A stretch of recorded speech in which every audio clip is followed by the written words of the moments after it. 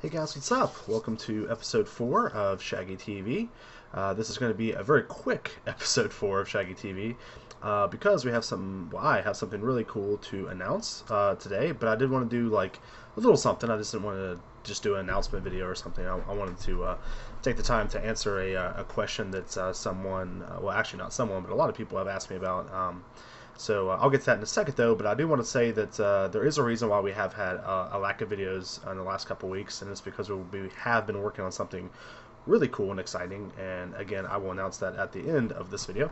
But really quick, I'm going to get into I guess the meat and bones of the video and talk about the the new Sapphire cards that have been previewed. A lot of people's asking about those cards, and I know with me and John, for example, talked a lot about them. So I wanted to do a really quick rundown of the cards and kind of give you guys my impressions of them and what I think of them. So in case you guys aren't familiar with the cards, the first one we'll talk about here is Counter Magic. So Counter Magic is really cool because it's a counter spell, and counter spells are one of my favorite things about card games. I like them because they're what we call a catch-all, which means they have the ability to stop your opponent from playing any card, right? Like unless it's uncounterable, this card has the ability to kill it all. You know, it's not like you have to have a murder to kill a creature. You know, it's not a specific answer. It actually catches everything. It will kill everything. And there's very few catch-alls that we've seen so far. I think Void Key is like the other one we've seen. So it's really cool. First of all, that we have finally got a counterspell. I mean, they've hinted about it before, so we kind of knew it was going to happen, but of course, you know, it is a counterspell, so almost every game has those. But this one obviously has a little digital twist, and it's really important to talk about it. But first, let me kind of explain the card and go over it. So Counter Magic is a 3-cost, 2 blue threshold, or 2 sapphire threshold spell. So first of all, just talking about the cost, like 3 is a little high. You know, normally I like counter spells around 1 or 2. Obviously, when they're that low, they do have to have some kind of restrictions, but I still prefer that. I guess that range of mana, but 3 mana isn't horrible by any means. I mean, for Magic, for example, you know, we play Dissipate, you know, we play Cancel. You know, there is times where you're forced to play a 3 mana counterspell, and you know, with this being the first counterspell we've seen for Hex, obviously 3 mana is the cheapest we've seen. So I mean, it's gonna be fine. Just a little bit more expensive, I guess, than what I'm used to playing with. So next, we'll move on to, obviously it's a quick action. If it was a sorcery, it'd be unplayable. Moving on, it says interrupt target card. Each card in an opposing zone with the same name as that card gets permanent cost +2, which is really important because I think it's really neat to see something like this. And you know, we expected something really cool from Cryptozoic with the digital aspect to counter spells. And there's obviously tons of things they can do, but this is a really cool thing that I think they came up with. So basically how it works is if someone plays a 1-drop and you counter it, right, they don't get, like, the 1-drop goes to the graveyard, right, like it's basically killed. But every other copy of that 1-drop will have its cost increased by 2, which is really important. One of the main things that I want to talk about by this is being a control player myself, well, at least, you know, attempting to be, it's very frustrating whenever you play against an aggro deck. You know, usually game 1, your counter magic is good, like your counter spells are very good, but it's like, it's very frustrating to play them because oftentimes you're just using them as like a preemptive Doomblade or whatever, you know, or a preemptive removal, we'll put it that way. So it's really cool about this card is like you can get one of the early drops and then make it so they can't play that drop until, you know, you get further into the game. So like if you use this on their 2-drop, it turns into a 4-drop, which is like really important.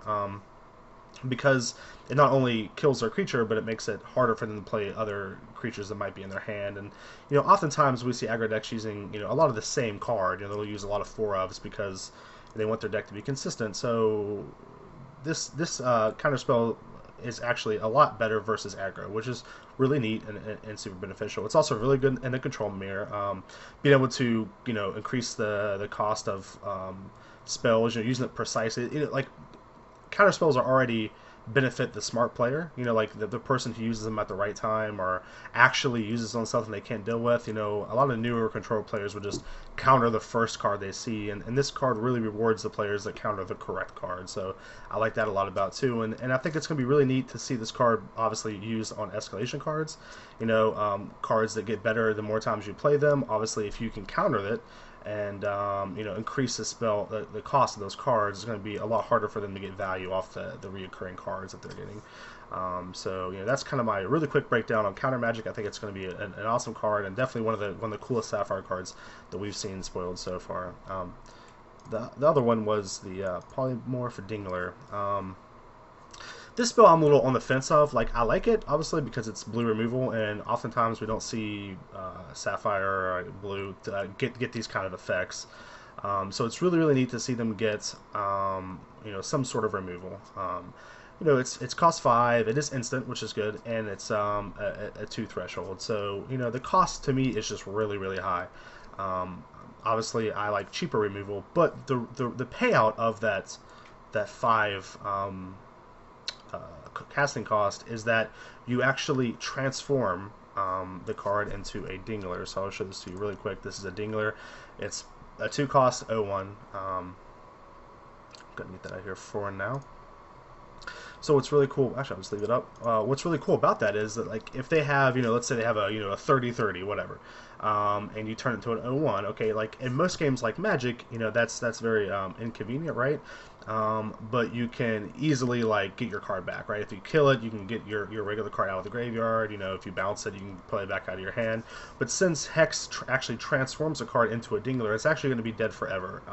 So what that means is, like, if you would bounce the card, the Dingler would go back into your hand, and you would have to play it back out for 2 mana for a 01. If you kill the card, it's actually going to stay in the graveyard as a Dingler, and you won't be able to get your card back. So to me, that effect is very, very, very powerful, and it's something that I think at first glance is easy to miss. It's easy to, like, not notice that the card is that powerful, I guess. You know, obviously at 5 cost, it's going to be it has to do something powerful, because, like, you know, Murder's at 3. We have a lot of other strong red removal at lower costs like that too. So the effect is super powerful. The fact that the card is an instant cast definitely helps it out a lot. So I think this card is much stronger than I think when it might appear at first glance, and I'm really excited to use it, and really excited to play it. Make sure there's nothing else that I missed. Nope, that's it. So that's really it for this really short rundown on the 2 new blue card previews. I really wanted to talk about them because I thought they were really cool and I was super excited about it. But the main purpose of this video was to talk about the cool announcement that I have. And we have been kind of slacking out on the videos a little bit because I have been working and getting our stream content going. So what I mean by that is being able to get our videos live on Twitch. So what we'll be able to do now is, instead of, like, me doing this video like right now and recording it and then putting it on YouTube, and then, like, a day or 2 later, you know, you guys be able to see it, what we're going to be able to do now is still be able to put the video on YouTube, but we're going to be able to stream the videos live. So you can go to Twitch. I'll actually pop up this real quick, this really janky title.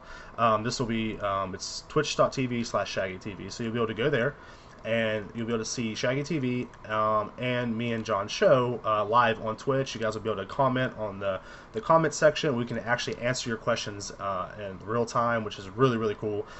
We can also, you know, answer questions. We can, you know, basically mold the show as it goes with what you guys need or what you guys want to ask. We can also do, like, live giveaways. We have the ability to do a lot more because it's all going to be live and instant and really cool.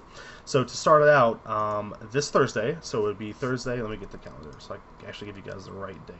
It'll be August 1st. That's actually really cool. So August 1st, 9 o'clock Eastern Time, 8 o'clock Central Time, and 6 o'clock Pacific Time, me and John will be doing our show on drafting. Okay, so basically we're going to talk about drafting, you know, explain kind of some really cool things you can do, how to get, like, really excited and pumped up for Hex Draft. You know, drafting is something that I've always loved to do, and I've always been really, really bad at it because I've never really had someone to teach me. So John's going to sit down and kind of go over some stuff with us, and we're talking about maybe even doing, like, a Magic draft online, so that way you guys can see, you know, basically, like, understand the pick orders. I know he has this really cool acronym to talk to you guys about. This, like, kind of little guideline that he goes by. So anyway, I don't want to, you know, spoil too much, but that's kind of what you can look forward to at August 1st at 9 o'clock, 8 o'clock, or 6 o'clock Eastern, Central, Pacific Time. So please check it out. Also, all these times and the link to the stream up here will all be in the comment section below. So in case you miss anything, or if I'm talking too fast, you'll be able to check it out. So it's going to be really cool. Also, the next day, Friday, I will be live streaming a couple hours of Solforge.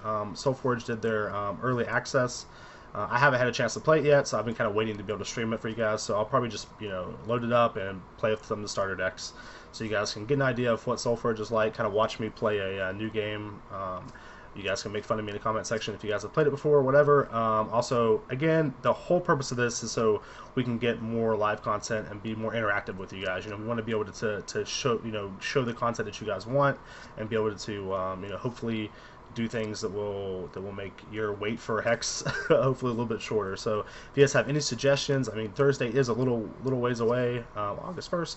Oh, by the way, yes, I'll be doing that Friday at 3 o'clock Eastern Time, 2 o'clock Central Time, and 12 o'clock Pacific Standard Time. So if the times are too late, too early, whatever, let us know. If there's anything we can do to make this better, please let us know.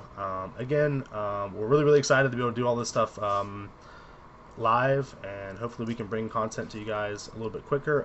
Also, I'll probably be after this week, going into next week, if you go to ShaggyTv at Twitch, I'll have an actual schedule set up. So I'll have exactly when our shows will be live, or what shows will be coming up. Also, I'll probably just randomly stream like Solforge or some other games. Whatever I can do to make your guys' wait for Hex shorter, please let me know. Guys, thank you so much. I'm sorry again that the episode is so short. We've been so busy trying to get this live stream going that we've kind of lacked a little bit on the video content, so I really apologize. It's completely my fault. Thanks, guys, again for watching, and we'll see you guys Thursday, August 1st at the live stream. See you guys.